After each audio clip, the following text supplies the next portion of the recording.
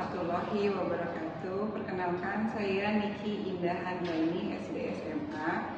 Saya adalah dosen tetap di Prodi Desain Interior Universitas Tarumanegara. Saya menyelesaikan studi S1 saya pada tahun 2006 mengambil jurusan Desain Interior di Universitas Tarumanegara.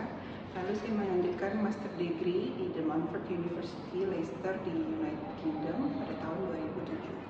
Pada kesempatan kali ini saya ingin menyampaikan tentang mata kuliah yang saya ampu, ialah Desain Furniture 2 sesuai dengan bidang keahlian saya. Mata kuliah ini ditujukan untuk mahasiswa semester 4, memiliki kode mata kuliah DI 23013 dan berbobot 6 SKS. Perkuliahan dilaksanakan selama 16 kali pertemuan yang terdiri dari 6 kali pertemuan materi teori, 8 kali pertemuan studio dan praktik, serta 2 kali sesi ujian yaitu UTS dan UAS.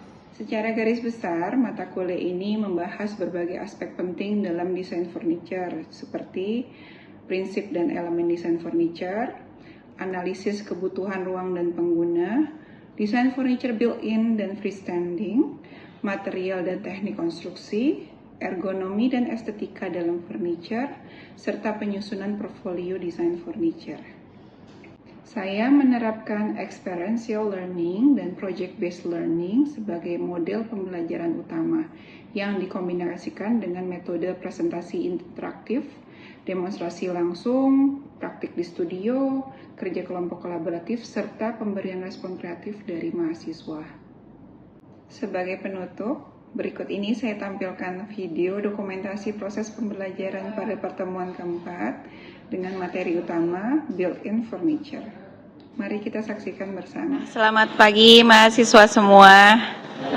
Pagi. Ayo kurang semangat. Selamat pagi mahasiswa semua. Pagi ya. Oke, selamat datang di perkuliahan kita yang keempat. Kita akan membahas tentang built-in furniture. Oke, sebelum kita mulai, agar perkuliahan kita lancar, kita mulai dengan berdoa dulu menurut agama dan keyakinan masing-masing. Oke, berdoa dimulai. Berdoa selesai. Oke, kita lanjutkan dari materi kita di minggu lalu ya. Sebelumnya saya sudah memberikan tugas terkait gambar teknik. Lebih lanjut, kita akan membahas tentang built-in dan built-up furniture. Ini ada 2 kategori dalam sistem struktur dan konstruksi sebuah cabinetry ya. Ada built-in furniture dan built-up furniture. Ini sebenarnya suatu produk yang memang erat dalam kehidupan kita sehari-hari. Tapi istilah ini mungkin ada yang menyadari atau tidak ya. Kalau built-in furniture ialah suatu sistem konstruksi furniture yang memanfaatkan dinding. Kekuatannya ada pada dinding. Dinding, lantai, ceiling atau langit-langit pada sebuah bangunan ya. Lalu untuk build up furniture itu dia loose ya, dia berdiri sendiri. Jadi tidak terikat dengan penguat konstruksi yang menempel. Ini kita lihat ya perbedaannya. Jadi built-in furniture itu bentuk dan ukuran itu dapat disesuaikan. Misalkan kita mau sebuah kabinet yang cukup tinggi, itu tidak masalah karena semua kekuatannya itu berada pada dinding. Atau kita hanya membuat cabinetry itu yang melayang karena kita tidak mau terganggu sirkulasi kita di bawah. Kita bisa membuat penguatannya itu di ceiling ya. Pernah lihat nggak contohnya? Hanya kabinet di atas, misalkan di toko retail. Jadi di sini mereka hanya display sebuah screen gitu. Di atas ada produknya. Itu mungkin banget dengan built-in furniture. Ya. Nanti lebih lanjut gimana Bu konstruksinya untuk furniture-nya sendiri, kabinetnya ada konstruksi khusus mungkin dengan penguat besi. Tapi nanti kalau kalian ketemu di konstruksi bangunan itu relate ya. Jadi kita akan ada penguatan lagi di atas di ceiling. Oke. Lalu kemudian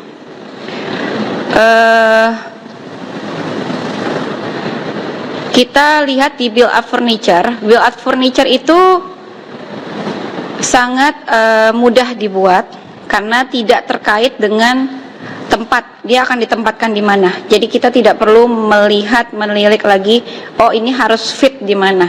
Karena dia sesuai dengan ukuran standar ya. pembuatannya cepat, kemudian modelnya mungkin bisa lebih beragam, lalu umumnya ini dijual di toko ya, retail. Jadi bagi siapa yang ingin mengisi furniture, misalkan kita datang ke IKEA, kita melihat sesuatu kita langsung beli, itu build up furniture. Jadi kita lihat ada sebuah karya dari Frances Holder. Karya ini ditampilkan di Metropolitan Museum of Art di New York. Ya, jadi kita lihat bagaimana di era itu dia tahun 1600-an dia bisa membuat sebuah kabinet dengan beragam material dan ada beragam fungsi kabinet ya. Di sini ada beberapa pintu, kemudian ada drawers, karena memang kabinetnya itu bisa berdiri sendiri, kemudian memiliki kombinasi pintu ataupun juga open shelf dan laci. Ya.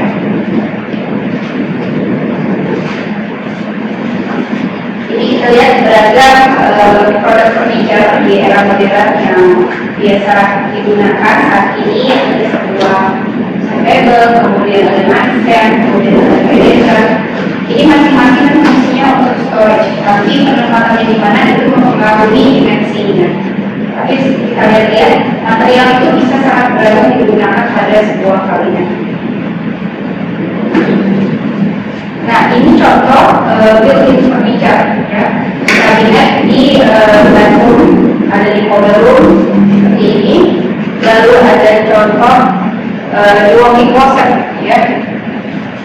Di mana beragam koleksi pakaian, kemudian aksesoris itu memiliki space sendiri.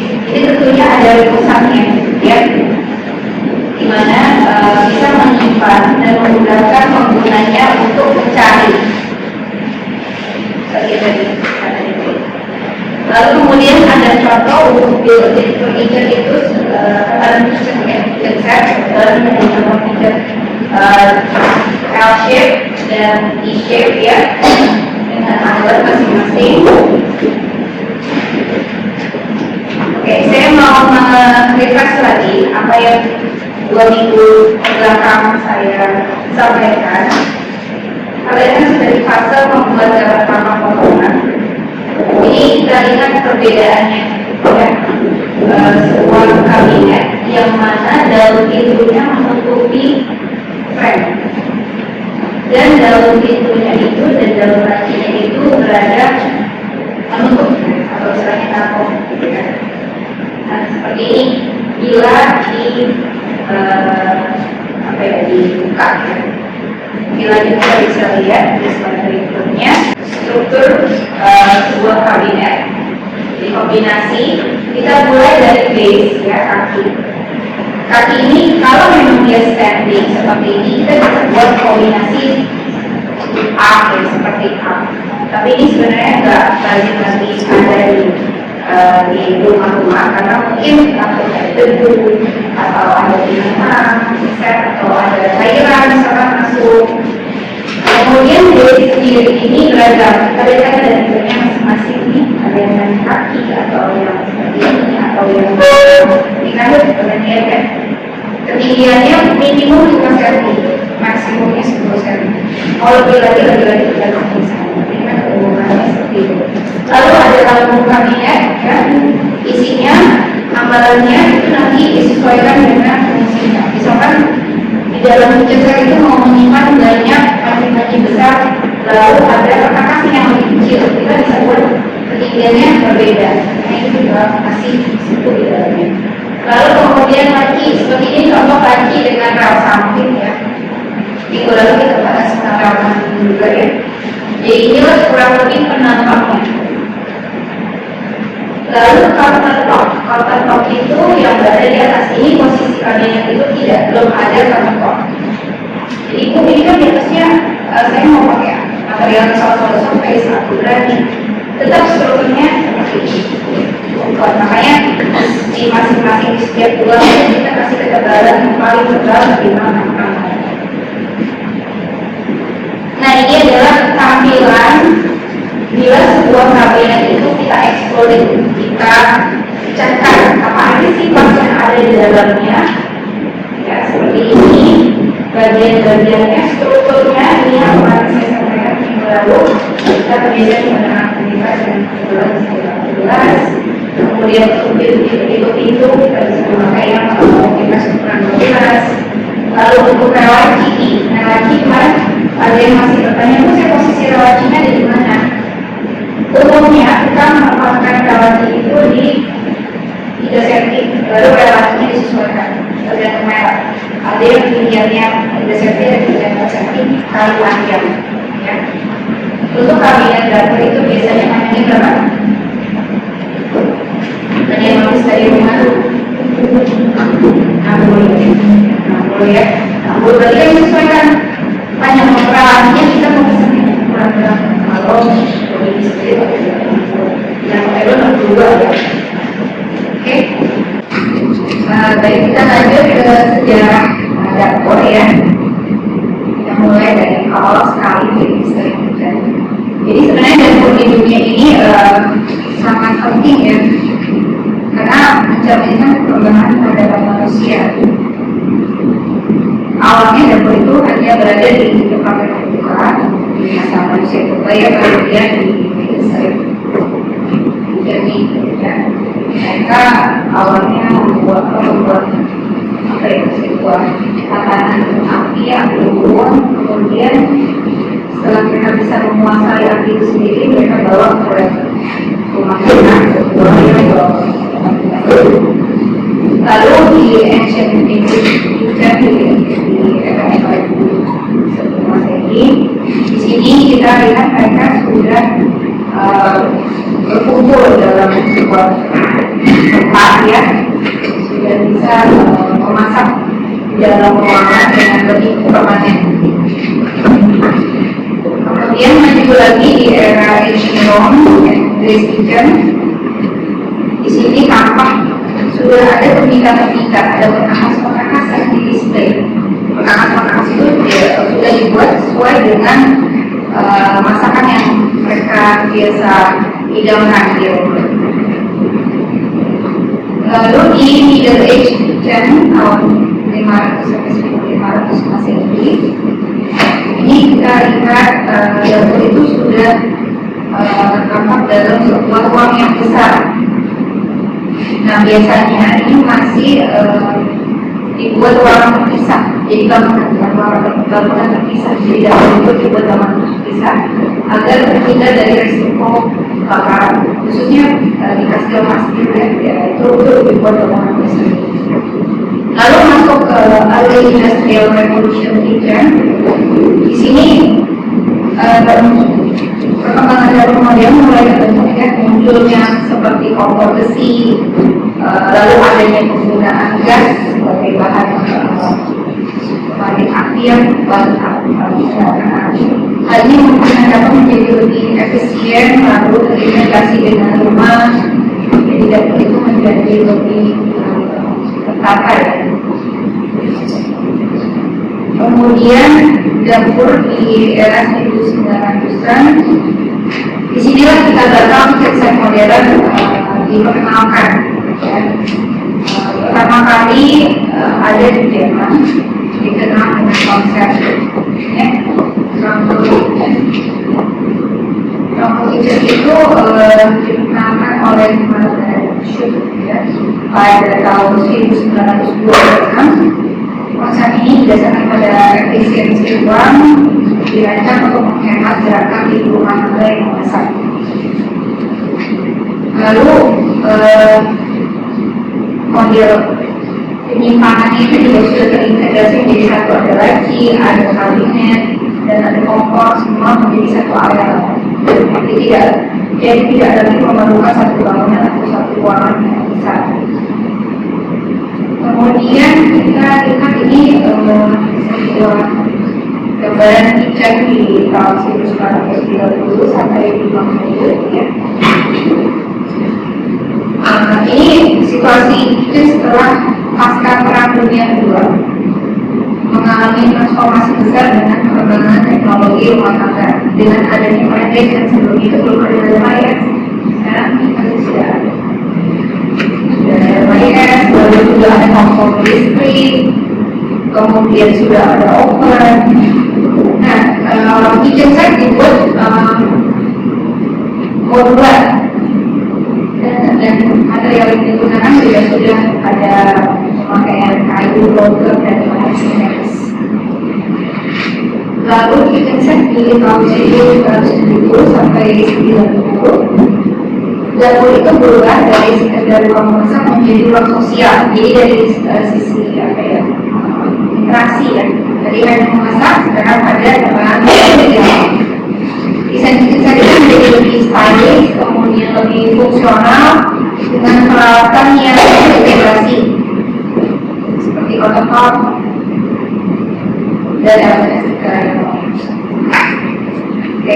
Nah, kita masuk ke sejarah dapur di Indonesia.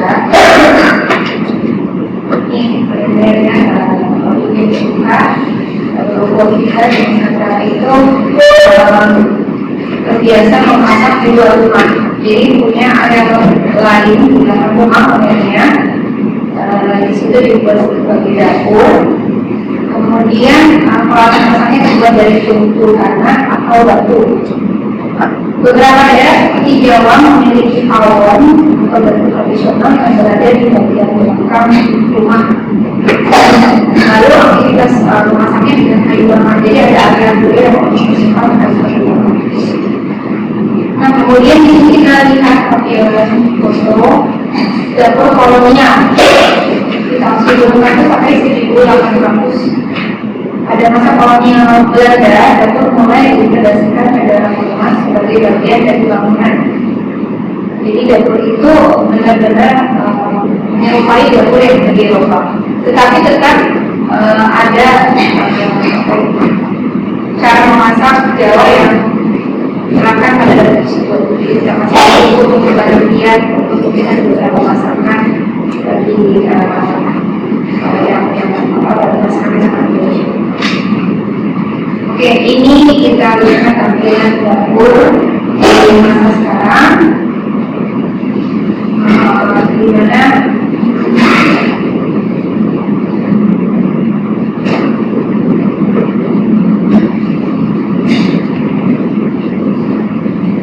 mana dapur tersebut sudah mengikuti tren global ya. Jadi apapun yang saat ini sedang naik di dunia juga sudah masuk di dalam tren. Jadi tidak ada perbedaan. Baik, kemudian kita masuk lanjut ke demokrasi dan protokol dalam perspektif Indonesia. Dan Bapak, siapa yang rumahnya tidak punya dan kotor? Di mana Pak? Siapa lagi? Semua adalah punya dapur kotor ya, karena memang dapur kotor itu justru tempat memasak yang paling utama untuk kebutuhan pemotongan sehari-hari, ya. Masak yang berat, menggoreng atau sifatnya pokoknya ada bau-bau, ada asap, itu semua di dapur kotor. Lalu dapur bersih, nah dapur bersih digunakan biasanya hanya untuk memanaskan makanan, menyajikan, membuat kopi, menghidupkan minum-minuman. Jadi tidak ada sesuatu yang seperti cucian atau minyak yang kotor ada di dapur bersih itu umumnya.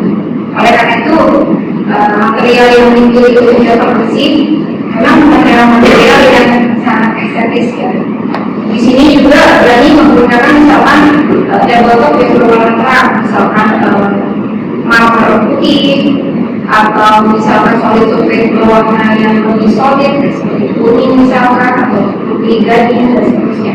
Di sini bisa diaplikasikan. Oke, kita lihat ya, di sini ada kunci, lalu ada garis kotak. Rata-rata yang di bagian dapur kotor itu lebih fungsional. Nah, di sini banyaknya shelf-shelf, pertukaran, kombinasi itu sangat estetik ya. Di beragam besar kita lihat di sini sebuah desain dapur. Oke, kita masuk ke perancangan kitchen set. Sampai sini ada pertanyaan nggak? Kita masuk ke bagian yang lebih teknikal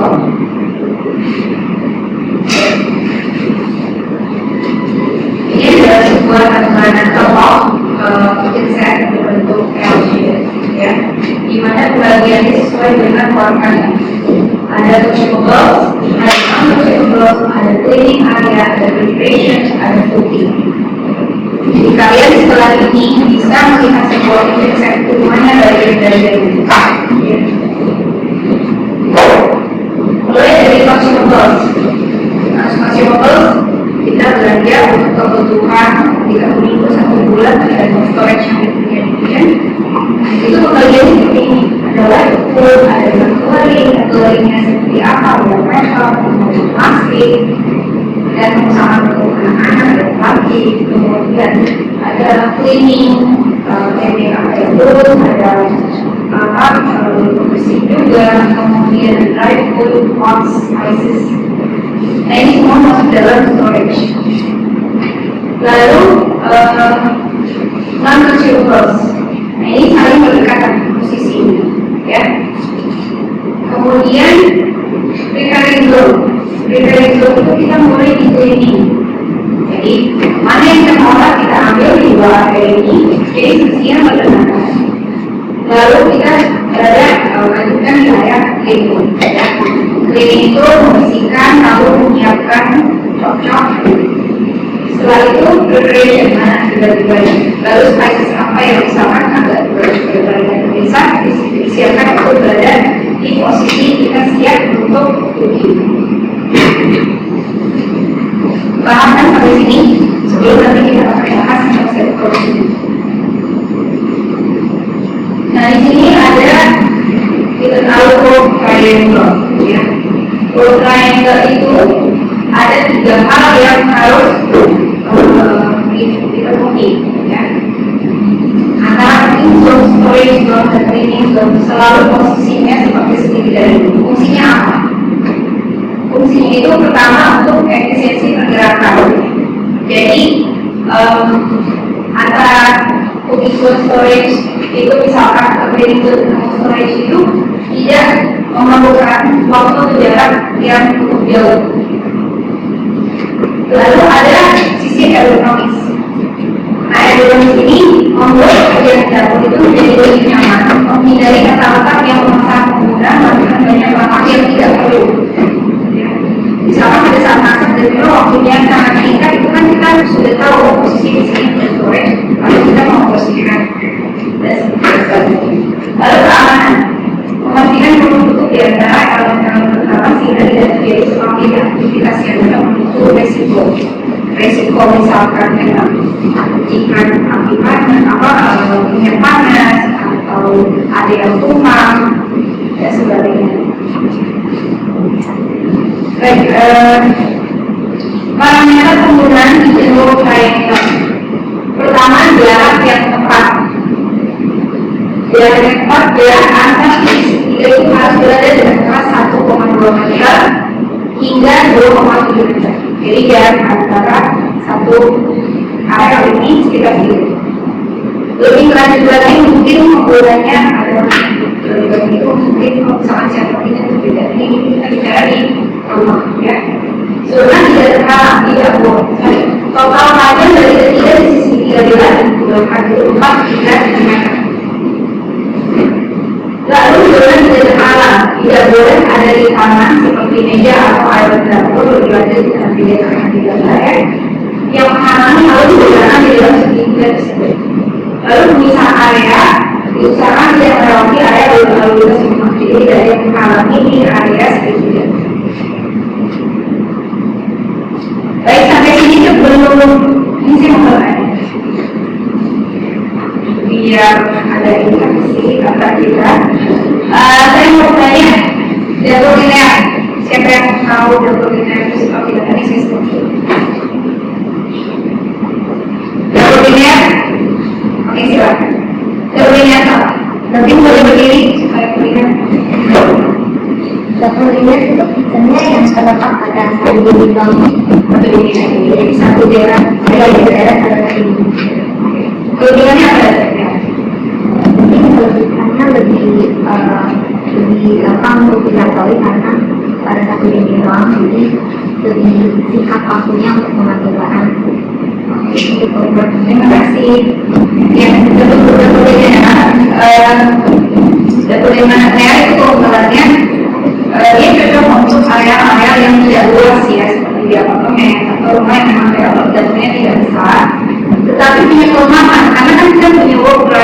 dengan linear tidak bisa itu berjalan sesuai, jadi mesti kayak seperti pesawat yang benar-benarnya.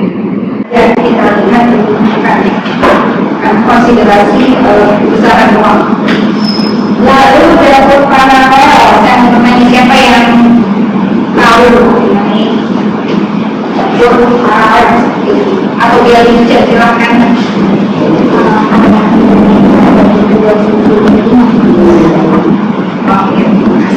Jadi paralel ya. Paralel itu seperti kalian yang di sini dia berhadapan.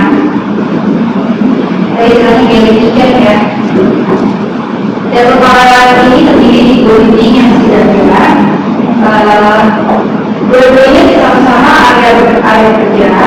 Biasanya ditemukan di ruang sempit dan panjang. Ya, di contoh. Keunggulannya bisa memaksimalkan waktu dan efisiensi kerja. Triangle itu, tetapi kekurangannya apabila yang bekerja di bidang tersebut lebih dari satu orang itu akan merasa sangat sulit. Baik, lanjut. Next, saya kasih skill. Siapa yang tahu mengenai dapur L? Oke, silakan. Jadi kalau dapur L itu dia tuh biasanya apa dibandingin tapi ada nomor itu juga lebih efisien buat jalan pekerjaannya sih. Ya, terima kasih. Dapur L ya, dapur L itu benar-benar mempunyai CTL ya, sulit harus saja membuat efek pasar seperti luas terbuka, memungkinkan alur kerja itu leluasa, cocok untuk ruang dapur yang lebih besar dan memiliki fungsi. Kelemahannya bisa menyebabkan area sudut seperti ini tidak terlalu efisien untuk penyimpanan. Biasanya untuk area yang pojok ini akan ada kita gunakan seperti sesuatu yang bisa terbuka keluar. Ya. Next, untuk dapur U, ada yang tahu nggak? Ya, silakan. Kalau dapur itu sisinya ada tiga, jadi bunyi ada pipanya area kerjanya jadi lebih luas juga. Terus kelebihannya?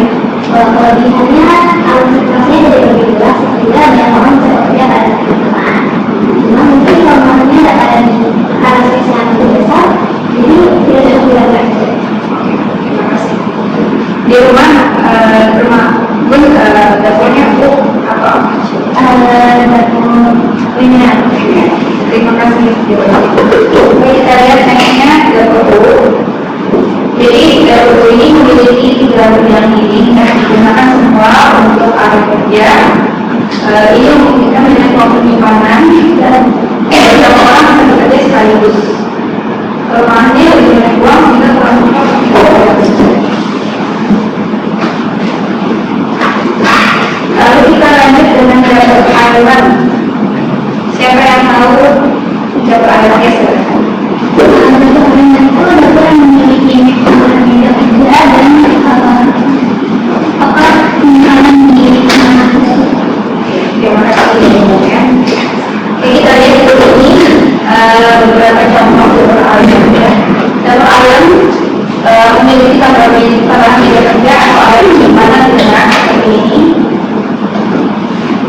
Keunggulannya menggunakan ruang kerja ya, karena kita ada ekstra space ya. Bisa menjadi tempat berkumpul juga sambil bersosialisasi seperti ini, memasak sambil minum makanan atau bisa bekerja. Kelemahan itu membutuhkan ruang yang luas. Terakhir ada dapur shape, ada yang tahu? Oh, silakan. Itu dia dengan dapur, bedanya ada space dinding atau meja makan untuk ruang kerja. Nah, terima kasih. Lanjut kita lihat ini dapur shape ini tuh benar bentuk seperti ini ya. Keunggulannya memberikan lebih banyak area penyimpanan dan ruang kerja. kelemahannya dan membuat dapur terasa lebih tertutup jika tidak didesain dengan baik. Sebenarnya ini